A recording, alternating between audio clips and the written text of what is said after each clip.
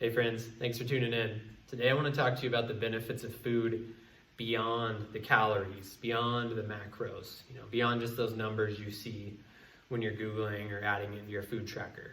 So what are some of these benefits? Well, first one that comes to mind is the digestive properties. So certain foods, specifically bitter foods, they don't taste the best. They're not people's first choice when it comes to picking a flavor profile. But bitter foods found in leafy greens, dark chocolate, chicories is the name of a specific kind of vegetable that's very bitter. They have a benefit to that bitterness. And what that is that it stimulates bile production.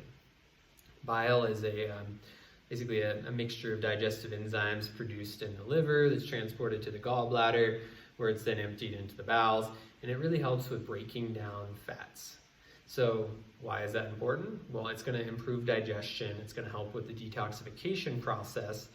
And, it can also just stimulate bowel movements. So if you're struggling with constipation or just not feeling very regular, sometimes adding a bitter food into your diet can help give it that little extra nudge it needs to then have a more healthy digestion moving forward.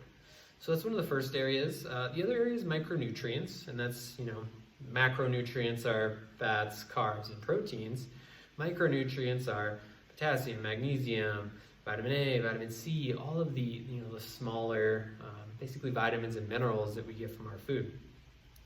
So these are beneficial for sure, and I still do believe that, unfortunately, with our soil and our food production processes, that foods don't contain as many of the micronutrients as we might think, or maybe as they used to before agricultural practices, changed with the Industrial Revolution.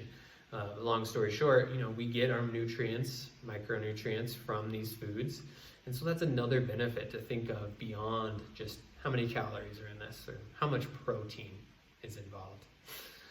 Beyond that, there's one other concept I want to talk to you about, which is what I kind of call dietary offset. So it's, when you eat a vegetable or something that's, high volume, so let's say like a piece of broccoli, kind of takes up a lot of space, there's a lot to it, but there's really not a lot of calories involved. So this is really more about what's not in the food. So foods that have higher volume, maybe it's water, maybe it's fiber, but that aren't very calorically rich, those are very helpful when it does come to losing weight, because that way you can still eat a meal that satiates you.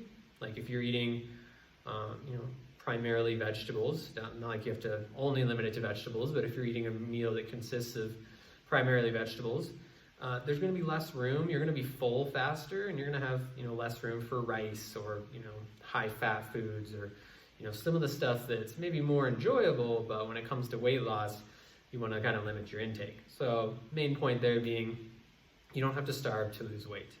You can lose weight by being satiated, eating as much as you want, but you just want to aim for these foods that are high fiber, high volume, take up a lot of space in your stomach, but aren't adding a lot of calories to the mix.